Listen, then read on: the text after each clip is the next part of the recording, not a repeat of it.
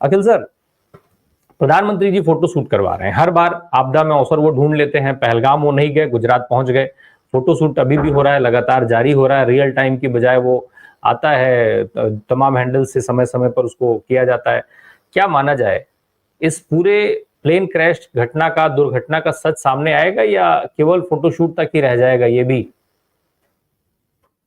जय संविधान। देखिए राम प्रकाश जी, घटना का सच सामने न आता, लेकिन अब इसलिए संभावना बढ़ गई है कि ब्रिटिश सरकार ने यह निर्णय लिया है कि उनकी एक टीम आएगी जो इस हादसे की जांच करेगी, क्योंकि इसमें 53 लोगों की ब्रिटिश नागरिक इसमें सवार थे, जिसमें एक बच पाया और 52 उनके नागरिकों की मौत हो गई है। तो इसलिए वो जानना चाहते हैं कि इतना ज्यादा सुरक्षित और इतना ज्यादा महंगा और इतना ज्यादा आधुनिक तकनीक से लैस विमान दुर्घटनाग्रस्त क्यों हो गया, और इसके बारे में अब ब्रिटिश सरकार भी बहुत ज्यादा चिंतित है। इसलिए हमको लगता है कि सच सामने आ जाएगा। देखिए, इसी प्रकार के सच सामने नहीं आ रहे हैं। अब जैसे अभी ये ऑपरेशन सिंदूर हुआ, अभी तक हमको नहीं पता चला है कि राफेल गिरा या नहीं गिरा। भाई नहीं गिरा तो कॉन्फिडेंस से आके बता देना चाहिए नहीं गिरा। मोदी जी पहलगांव नहीं गए, मोदी जी मणिपुर नहीं गए, चलिए बहुत अच्छी बात है। गुजरात चले गए, अहमदाबाद चले गए, कम से कम। अच्छा, एक बात और नहीं हो रही है, मुझे ये नहीं समझ में आ रहा है, जो यात्री बेचारे, ऐसे निरीह लोग जिन्होंने कभी ये सोचा नहीं था सपने में इस प्रकार से उनके साथ घटना घट जाएगी। अब आप बताइए, उन डॉक्टर्स की क्या दोष है जो अपने हॉस्टल के अंदर मेस में बैठ के खाना खा रहे थे, और करीब 75, जो बताया जा रहा है 75 डॉक्टर्स की इसमें मौत हुई है, रेजिडेंट डॉक्टर्स की मौत हुई है।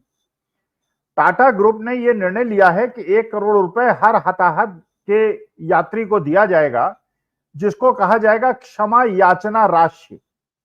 और यह भी कहा है कि जो इमारत टूटी है जिसमें रेजिडेंट डॉक्टर्स थे, उसको भी मरम्मत करा के दिया जाएगा। लेकिन जिन डॉक्टर्स की मौत हुई है उनके बारे में, बेचारे उनके माता पिता ने कितने करोड़ों रुपए खर्च किए होंगे उनको डॉक्टर बनाने में, अभी तो बेचारों ने कमाई शुरू नहीं की थी, उन बेचारों की मौत हो गई। देखिए, एक जो चीज जिसके बारे में शायद हम भारतीय बहुत ज्यादा संवेदनहीन है, हम ये नहीं समझते, हमारे यहाँ मौतें होती हैं, कुछ दिन के लिए मातम होता है और बाद में ये पर्दाफाश होता है। और ये पर्दाफाश कौन करता है? ये विदेशी एजेंसी करती हैं। पहले बताया महाकुंभ के अंदर इतनी मौतें हुई, बीबीसी ने बताया इतनी नहीं हुई, इतनी मौतें हुई। ये बताया गया कि जिन लोगों की मौत हुई थी उनके घर में जाके 5 लाख रुपए कैश देके कहा गया, कहो कि ये मौत जो है दम घुटने से नहीं हुई और स्टैम्पीड से नहीं हुई। और यहां पे जो दुर्घटना हुई है, अब अडानी एयरपोर्ट है, और अगर इसमें ब्रिटिश नागरिकों की मौत न हुई होती तो मेरे ख्याल से तो सच सामने ना आता। अब इसकी जिम्मेदारी किसकी है?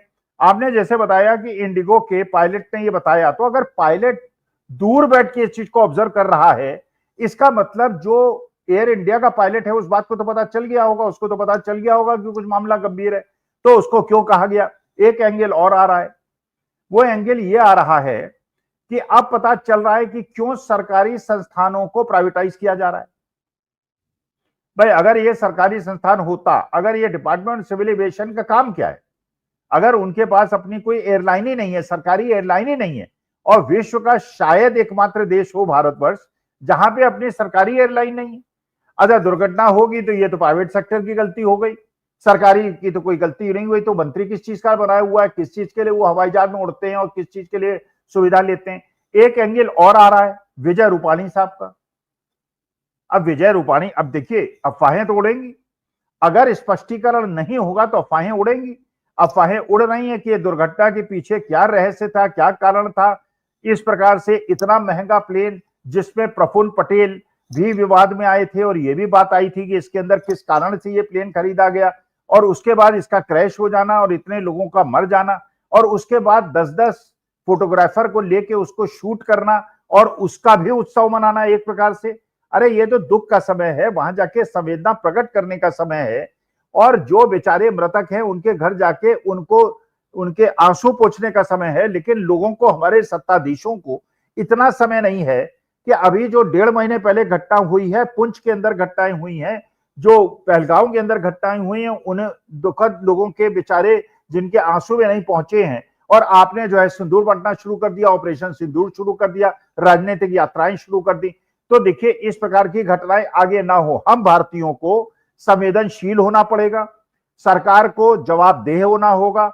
और इस चीज पे अब मुझे आशा है कि सच सामने इसलिए आएगा कि ब्रिटिश गवर्नमेंट अपनी टीम को उनके नागरिकों की, क्योंकि उनके सिटीजन्स 52 सिटीजन्स की मौत हुई है, इसलिए मुझे लगता है कि देश के सामने सच्चाई आ जाएगी। लेकिन मुझे इस बात से कोई इनकार नहीं है कि इसके पीछे हो सकता है कोई ऐसा कारण हो, अगर इसमें ब्रिटिश नागरिक ना होते तो हम लोगों को पता सच न चलता। नहीं, देखिए जो प्रशांत जी ने कहा वो 100% बिल्कुल पूरी तरह से मैं सहमत हूं। लेकिन देखिए सरकार के साथ मुश्किल क्या है, नैतिक जिम्मेदारी कोई नहीं लेता। रेल एक्सीडेंट पे लाल बहादुर शास्त्री रिजाइन कर देते हैं जबकि वो मिनिस्टर हैं। यहाँ पे तो ये जब राजनाथ सिंह कहते हैं कि हमारी कोई जिम्मेदारी नहीं, हमारे यहाँ कोई रिजिग्नेशन नहीं होता। भाई आप बताइए, पुलवामा के अंदर 6 साल के बाद क्या आपको पता चला कि वो घटना क्यों घटी थी और कौन उसके लिए दोषी था? लेकिन अगर दोषी को दंड देते तो सारी चीजें खुल जाती, वो नहीं की गई। वही पहलगांव के अंदर हो रहा है, पहलगांव के अंदर भी नहीं बताया जा रहा। यहां भी मानी बात है कि जिसकी भी गलती है, चाहे एयरपोर्ट वालों अथॉरिटीज की गलती हो, चाहे पायलट, अब पायलट तो बेचारा चला गया और पायलट ने अगर पहले बताया था कि ये समस्या तकनीकी आ रही है तो मेरे क्या नहीं लगता उसकी गलती है। टाटा ग्रुप की गलती है तो दोषी है तो दंडित होना चाहिए, चाहे टाटा हो, चाहे बिरला हो या अडानी हो। तो दंड तो देखिए अगर आप नहीं देंगे और एग्जाम्पलरी दंड नहीं देंगे तब तक ये घटनाएं घटती रहेंगी, हम लोग रोते रहेंगे, फोटो शूट होते रहेंगे और लोग जो है उसका वोट में उसे कन्वर्ट करते रहेंगे। अब ये देखना है कि मोदी जी इस दुखद घटना को, इतनी बड़ी घटना का राजनीतिक लाभ कैसे उठाते हैं। अखिल सर, एक लास्ट बस क्लोजिंग स्टेटमेंट के साथ एक सवाल आपसे समझना चाह रहा था।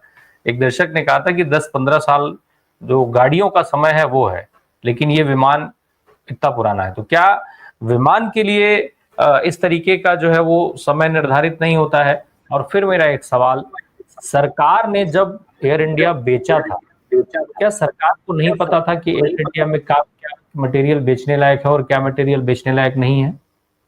देखिए राम प्रकाश जी, अभी राहुल गांधी ने एक स्टेटमेंट दिया था और जो बिल्कुल सत्य नजर आता है। चलिए आजकल मेरे पास कार नहीं है, मैं तो ओला उबर से चलता हूं, लेकिन जिन मध्यम वर्ग के लोगों के पास कारें हैं, अगर सरकार ये नियम बना देती है कि 10 साल पुरानी कार जो है सड़क पे चलने योग्य नहीं होगी, उसको कंडेम किया जाएगा। आप सोचिए, एक मध्यम वर्ग का आदमी जो बड़ी मुश्किल से कार खरीदता है, अब वो बेचारा कैसे नई कार खरीदेगा?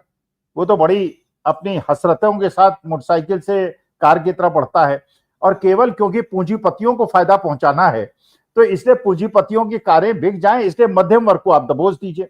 अब यही प्रश्न जो आपने पूछा, यही उसका जवाब है कि यहां पूंजीपतियों के हवाई जहाज हैं, उनको आप कंडेम नहीं करेंगे चाहे हजारों लोगों की जान चली जाए। भाई विदेश के अंदर, यही राहुल गांधी ने कहा कि विदेश के अंदर 20-20, 25-25 साल पुरानी कारें चल रही हैं सड़क के ऊपर। हमारे देश के अंदर जहां पे उनके यहाँ जो पॉल्यूशन लेवल है उससे 20 गुने ज्यादा डेंजरस, क्या बिल्कुल एक प्रकार के उसमें हम गैस चैम्बर में रहते हैं, वहां पे तो आप 10 साल के बाद कंडेम कर देंगे, हवाई जहाज को कंडेम नहीं करेंगे जहां पे लोगों की जानें जो है निर्भर करती है, उनका मेंटेनेंस नहीं कराएंगे। और जो देखिए, जो विवेक जी ने कहा, देखिए एक एंगल और है, मैं कोई शंका व्यक्त नहीं कर रहा हूं, मैं तो केवल सरकार से निवेदन कर रहा हूं कि ऐसी जांच कराएं और ब्रिटिश अथॉरिटीज से कर रहा हूं जो जांच करें, तो इसका जवाब मिलना चाहिए। अगर तकनीकी खामियों की शिकायत हो रही थी और इसके बावजूद उसको रेक्टिफाई नहीं किया गया, तो क्या इसमें सबोटाज किया गया है पॉलिटिकल लोगों द्वारा कुछ राइवल्स को अपने रास्ते से हटाने के लिए? I don't deny it, I don't accept it.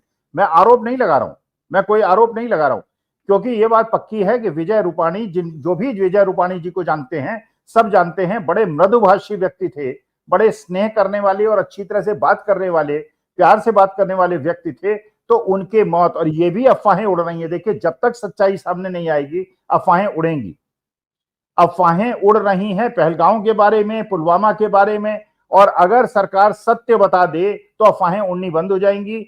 ये भी पता चल रहा है कि क्या वो बहुत बड़ा पर्दाफाश करने वाले थे, तो इसमें जो ये टेक्निकल एंगल और सबोटाज, इसको भी इंक्वायर करा लेना चाहिए। मैं कोई आरोप नहीं लगा रहा हूं, लेकिन सरकार से निवेदन कर रहा हूं, इसको केवल दुर्घटना बता के इसको चैप्टर को क्लोज करने की आवश्यकता नहीं।